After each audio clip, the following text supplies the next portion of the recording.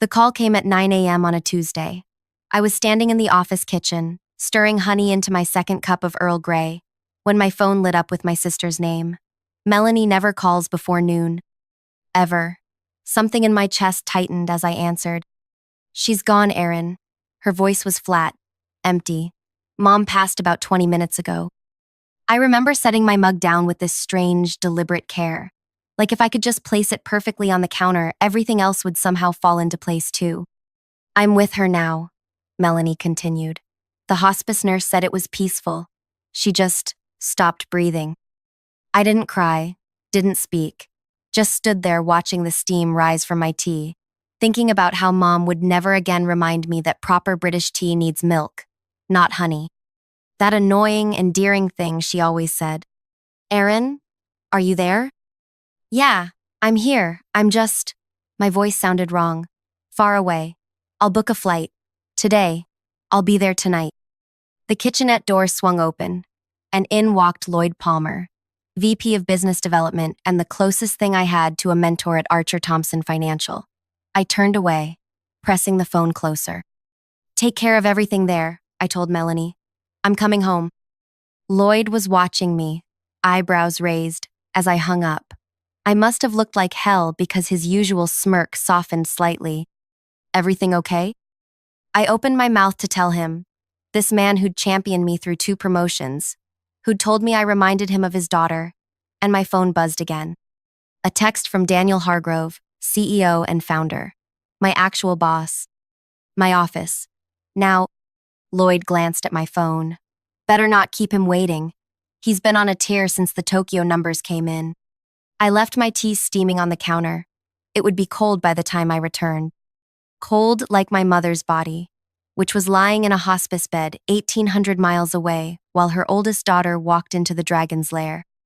Before I get into what happened next, I should probably introduce myself.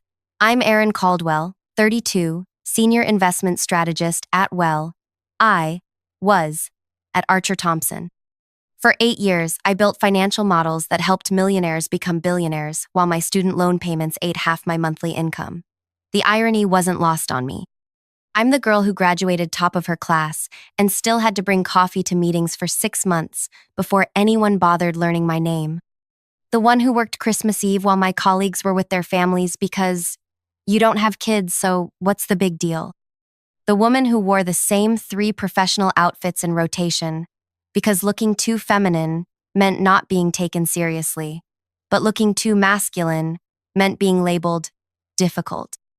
And I was the daughter who moved across the country from her dying mother because a job opportunity was too good to pass up. The daughter who promised to visit every month but averaged every 3 instead. The daughter who said, there'll be time later, until suddenly, there wasn't. If you're still with me, maybe hit subscribe. I don't know if I'll ever make another video after this one, but I guess we'll see. Anyway, Daniel Hargrove's office occupied the northeast corner of the 47th floor.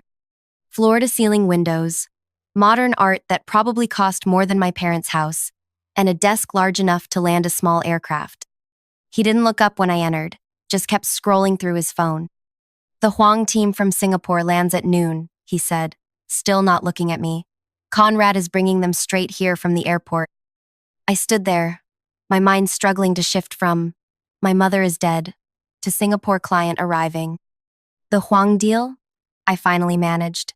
That's scheduled for Thursday. Daniel looked up then, his steel gray eyes narrowing. Their CEO had a scheduling conflict. They moved it up. Conrad called me last night. Conrad, the account manager who consistently took credit for my work, who had my number but hadn't bothered to let me know about this massive change. I need to book a flight, I heard myself saying. My mother just died. I have to go home today. There was a moment, just a flicker, where something like sympathy crossed Daniel's face. Then it was gone, replaced by the expression I'd seen countless times in board meetings. Calculation. That's unfortunate timing, he said, setting his phone down. But the Huang specifically requested the strategist who built the acquisition model. That's you. My mother just died, I repeated, louder this time, as if volume would make it penetrate. He leaned back in his chair. Erin, I understand this is difficult, but we're talking about a 3 million commission. This is the deal that puts us in the Asia market. You've worked on this for months. I can present remotely. Or, Conrad can. The Huangs are old school. They don't trust what they can't see face to face. He sighed, adopting what I now recognize as his practiced, compassionate leader voice. Take tomorrow off. Once we sign the deal today, you can have bereavement leave, but miss this meeting and there won't be a job to come back to. I stood there, feeling something crack inside me. Not just break crack, like a foundation with too much pressure bearing down. 8 years of pressure. 8 years of just this one more thing, Aaron, and the team needs you, Aaron, and no one understands these models like you do, Aaron. My mother is dead, I said for the third time. And I'm sorry for your loss, Daniel replied, already looking back at his phone. But the Singapore client lands in 2 hours. Make your choice. Have you ever had that moment where your body seems to know what to do before your brain catches up? I walked out of Daniel's office, past my desk with its sad little plant that I watered faithfully every Monday, past Lloyd, who called something after me that I didn't hear, and into the main conference room. It was empty except for Zoe from marketing, setting up her presentation materials for the Singapore meeting. Hey, she said, glancing up. You look like you've seen a ghost. My mom died this morning, I told her. The first time I'd said it aloud to someone who wasn't family or Daniel. Zoe's hands froze mid-motion. Oh my God, Aaron. I'm so sorry.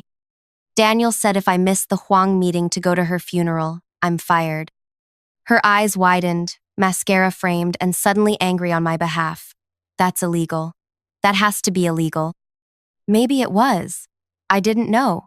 What I did know was that in the high-stakes world of financial services, people disappeared all the time for crossing the wrong person. Not fired officially, just gradually sidelined until they got the message and left. I need your laptop, I said, the plan forming as I spoke. And I need you to go to my desk and get the blue thumb drive in my top drawer. What are you going to do? Zoe asked, already unplugging her MacBook.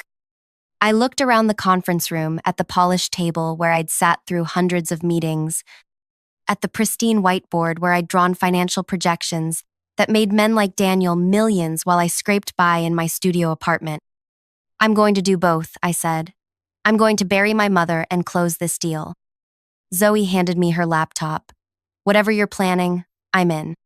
And that's when I told her exactly what I needed. The next 2 hours were a blur of purposeful activity. I pulled up the Huang acquisition model, my masterpiece of financial engineering that I'd spent 6 months building. I knew every variable, every formula, every assumption. I'd stress-tested it against market crashes, political upheaval, and currency fluctuations. What Daniel didn't know, what nobody knew, was that I'd built a shadow version. A version where the numbers still worked, still showed the same beautiful returns, but with one crucial difference. It protected the Taiwanese manufacturing workers that the Huangs were planning to replace with automation. My mother had been a union organizer for 30 years, the daughter of Taiwanese immigrants who'd worked in factories their whole lives. She'd raised me on stories of exploitation, of people treated like machinery to be upgraded or discarded. The numbers on the page are always people, Aaron. She'd told me when I got my first finance job. Never forget that. I had forgotten, or at least I'd gotten good at pretending I had. I called Melanie back. I can't get a flight until tonight, I told her, fingers flying over the keyboard. Start planning the service for Friday. I'll handle Mom's favorite flowers. White peonies, Melanie said automatically. And the Navy hymn. Eternal Father, strong to save, I confirmed. It had been playing when Mom met Dad at a USO dance in 1983. I'll be there tonight, I promise. Next, I called Conrad, who was escorting the Huang team from the airport. Hey, slight change of plan, I said, injecting casual authority into my voice. Daniel wants us to use the Holden Conference Center for the meeting. More impressive for the clients. Can you bring them there instead? Since when? Conrad asked suspiciously. Since the building management just informed us they're testing the fire suppression system in our conference room today. You want to explain deal points while we're all getting sprayed with water? He didn't question it further. At 11:45, I walked into Daniel's office without knocking. He was straightening his tie in the reflection of his phone. "I've moved the meeting to the Holden Center," I told him. "Building maintenance issue." He frowned. "Why wasn't I informed?" "I'm informing you now. Car's waiting downstairs. I've already sent Zoe ahead to set up." For a moment, I thought he might question it, but Daniel Hargrove had a pathological fear of appearing uninformed. He nodded like this, had been the plan all along, and grabbed his suit jacket. As we rode the elevator down, I looked at this man who'd just forced me to choose between my mother's funeral and my career, and I felt nothing. The anger would come later. In that moment, there was just clarity. We stepped outside into the October sunshine. I pointed to the black town car idling at the curb. "That's our ride," I said. "I just need to grab something from my car. Meet you there in 30 seconds. Daniel nodded, heading toward the town car while checking his phone messages. I watched him get in, watched the car pull away from the curb, and I whispered the 7 words that changed everything. "He's not going to the right meeting." Then I turned, walked to the parking garage, got in my own car, and drove to the airport, leaving Daniel Hargrove headed to an empty conference room across town, while the 3 million Singapore clients arrived at our office building, where Zoe was waiting to greet them and usher them into a presentation that would change everything. But that was just the beginning of what I had planned. I want to be clear about something. I'm not one of those people who plans elaborate revenge fantasies. At least, I never thought I was. What was happening wasn't even about revenge yet. It was about survival, about refusing an impossible choice. As I merged onto the highway toward JFK, I called Zoe. "They're here," she said without preamble. "All 7 of them. The Huangs, their legal team, their financial advisors. And Conrad?" Calling Daniel every 30 seconds, getting more panicked each time. Daniel's phone is going straight to voicemail. That's because Daniel's phone was in airplane mode. I'd reached over and toggled the switch while pointing out something on the contract during the car ride. A small thing. Something he wouldn't notice for at least an hour in the confusion. "Give them the good coffee," I instructed. "The Ethiopian beans we hide from marketing. And put them in the East Conference Room, the one with the view of the bridge." "Already done." Zoe paused. "What about your presentation?" I glanced at the clock on my dashboard. "Starting in exactly 26 minutes. Have you set up the video link?" "Yes, but Aaron, are you sure about this?" No.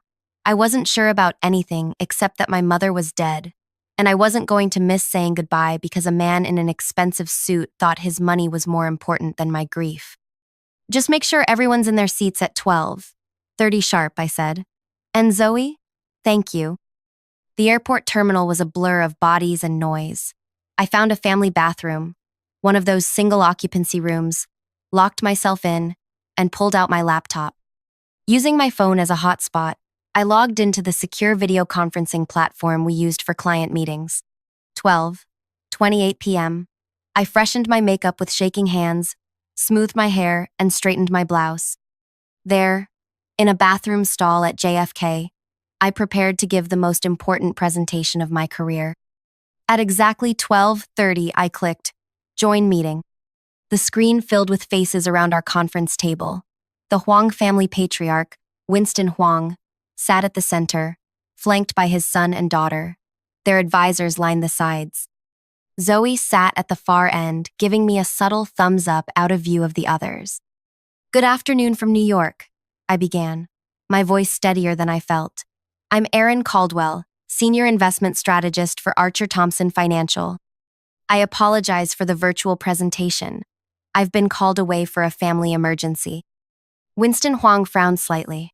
At 78, he was old school in every sense, famously preferring face-to-face meetings.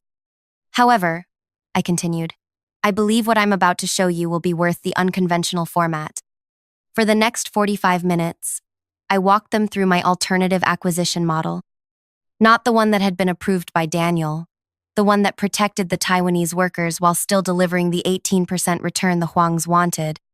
I showed them how automation wasn't necessary for profitability, how keeping the experienced workforce would actually reduce quality control issues that plagued new automated systems. This approach gives you something more valuable than a marginal increase in short-term profits, I told them. It gives you stability, institutional knowledge, and, most importantly, it gives you face. Winston Huang's eyebrows rose slightly at my use of the Chinese concept. The current labor protests in Taiwan have international attention, I continued.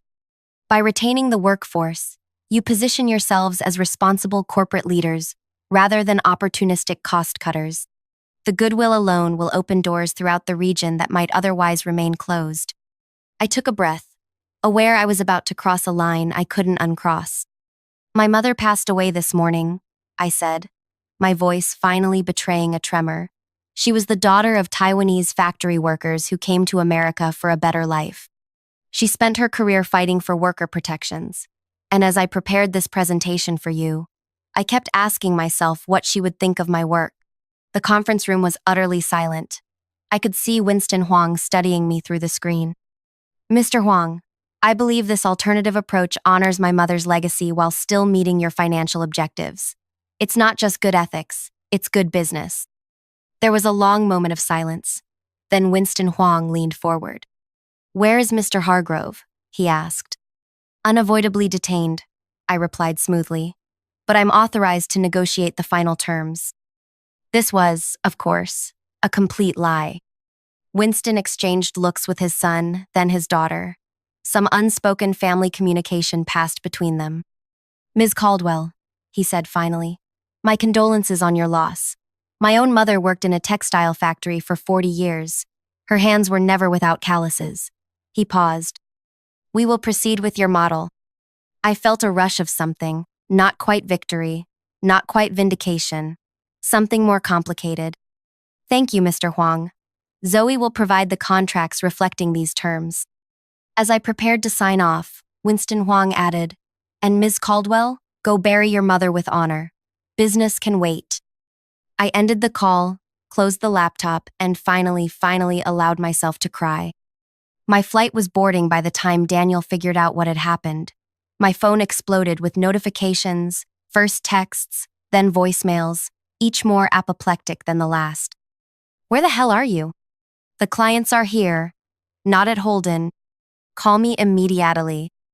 And finally, you're fired. Don't bother coming back. I turned off my phone as I settled into my seat. 6 hours to fly across the country. 6 hours to process what I'd just done. I'd blown up my career. 8 years at the company, gone. My reputation in the industry, possibly unsalvageable. The mortgage on my apartment that I could barely afford, even with my senior strategist salary. What would happen to that now? But I'd also done something else. I'd honored my mother in the only way I knew how. I'd used my financial models, the skills she'd always regarded with a mixture of pride and suspicion, to protect people like her parents, like the people she'd spent her life advocating for. Somewhere over Ohio, I realized I was smiling. The next 3 days passed in the surreal fog of grief and funeral arrangements. Melanie and I sorted through Mom's modest belongings in her assisted living apartment. We argued about the eulogy, cried over her collection of refrigerator magnets from places she'd visited, and drank cheap wine directly from the bottle like we used to in college. She kept everything you ever sent her. Melanie told me, pointing to a shoebox filled with postcards and trinkets from my business trips, even the stupid stress ball from that conference in Dallas. The guilt crashed over me, all the visits I'd canceled, the calls I'd cut short because of work emergencies. The last time I'd seen Mom, 2 months earlier, when I'd spent half the visit on email because of a critical client situation. She was proud of you, Melanie said, reading my thoughts the way only siblings can. She didn't always understand what you did, but she was proud. The funeral was on Friday, just as we'd planned. White peonies everywhere. Eternal Father, Strong to Save, played by Mom's friend from church who'd been a professional pianist in her younger days. I delivered the eulogy without breaking down, which would have disappointed Mom, who always said a good cry was cleansing for the soul. I didn't check my work email once. I didn't return Daniel's calls. I existed fully in the moment of saying goodbye to the woman who had taught me that principles matter more than profit. It wasn't until Saturday, the day after the funeral, that I finally opened my laptop and logged into my work account, expecting to find it deactivated. Instead, I found an email from Lena Huang, Winston Huang's daughter and chief operating officer of Huang Enterprises. It had been sent 4 hours after my bathroom stall presentation. Ms. Caldwell, the contracts have been signed using your revised model. My father was impressed by both your financial acumen and your ethical stance. We value partners who understand that longevity in business requires more than quarterly profits. We were disturbed to learn from your colleague Zoe that you presented this model without Mr. Hargrove's approval, and that you have potentially sacrificed your position to honor your mother while still serving our interests. Should you find yourself seeking new opportunities after your bereavement, Huang Enterprises would welcome a conversation. With respect and condolences, Lena Huang. There was a second email, this one from Lloyd Palmer, sent just yesterday. Aaron, the board emergency meeting just concluded. I don't know what the hell you did, but the Huangs not only signed, they increased their initial investment by 30% based on your model. They also made it clear they would only work with you going forward. Daniel is, well, apoplectic doesn't begin to cover it, but the board is ecstatic about breaking into the Asian market. No one's going to fire the person who just landed the biggest client in company history. Take the time you need for your family. Your job will be here when you return, though things may look a bit different. Daniel's position is under review. I'm sorry about your mother. Lloyd. I read both emails twice, then closed my laptop and walked outside to the porch swing where Mom used to sit in the evenings. The California sunset painted the sky in colors she would have appreciated. My phone buzzed with a text from Zoe. Company all-hands meeting announced for Monday. Rumor mill says Daniel's out, restructuring coming. You're the hero of the 38th floor. When are you coming back? I didn't answer immediately.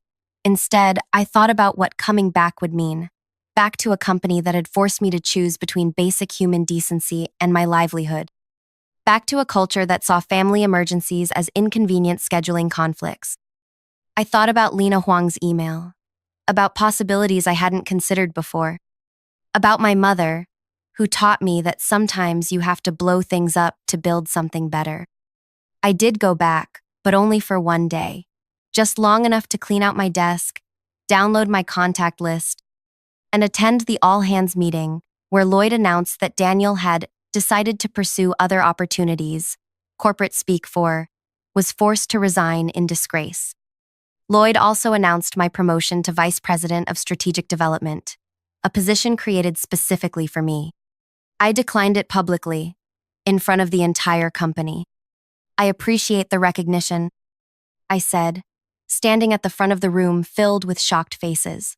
But recent events have made me reevaluate what I want from my career and my life. I've accepted a position elsewhere. The room erupted in whispers. Lloyd looked like I'd slapped him. With the Huangs? He asked, microphone still on. No, I said. I'm starting my own firm. Ethical investment strategies for the new economy. I paused, looking around at the faces of colleagues who had been my whole world for 8 years. My mother taught me that the numbers on the page are always people. I forgot that for a while. I won't forget it again. 2 weeks later, Caldwell Strategic Advisors opened its doors, funded in part by investment from Huang Enterprises, in part by my own savings, and in part by the surprisingly generous severance package Archer Thompson provided when they realized I was taking the Huangs with me. My first hire was Zoe. My second was my sister Melanie, who left her marketing job to handle our operations. My third was Lloyd Palmer, who resigned from Archer Thompson after 30 years when he realized which way the wind was blowing. It's been 18 months now. We're small but growing. We specialize in acquisition models that prioritize worker retention and ethical supply chains while still delivering competitive returns. We have a waiting list of clients. Sometimes I wonder what would have happened if Daniel hadn't given me that impossible choice on the worst morning of my life. If he'd shown a shred of basic human compassion, he probably would have kept his job. I probably would have kept mine. The Huangs would have gotten their original model. Hundreds of Taiwanese workers would have lost their livelihoods, and I would have continued being a small cog in a soulless machine. Sometimes the worst moments of our lives become turning points we never could have anticipated. So that's my story. Not exactly the revenge saga you might have expected from the title, I guess. I didn't destroy Daniel out of spite. I just chose not to sacrifice myself or my values for his profit margin. The fact that he imploded as a result was just karma doing its thing. My mom would say it was justice, that the universe has a way of balancing the scales. I keep her picture on my desk now, right next to the stress ball from that conference in Dallas. Sometimes when I'm building financial models late at night, I swear I can hear her reminding me, the numbers on the page are always people, Aaron. I don't forget anymore. If you've stuck with me through this whole story, thank you. Maybe hit like or subscribe if you want to hear more. Though honestly, I don't know if I'll make another video. This was more therapy than content creation. But if there's one thing I hope you take away from my experience, it's this. When someone forces you to make an impossible choice, sometimes the best option is to reject their terms entirely and create your own path. It's terrifying. It's risky. But on the other side might be something better than you ever imagined. And if you're dealing with grief and impossible choices of your own right now, I see you. It gets, well, not easier exactly, but different, more manageable. The waves don't stop coming, but you learn to swim. Anyway, thanks for listening to my 2 a.m. confessional. I should probably try to sleep now.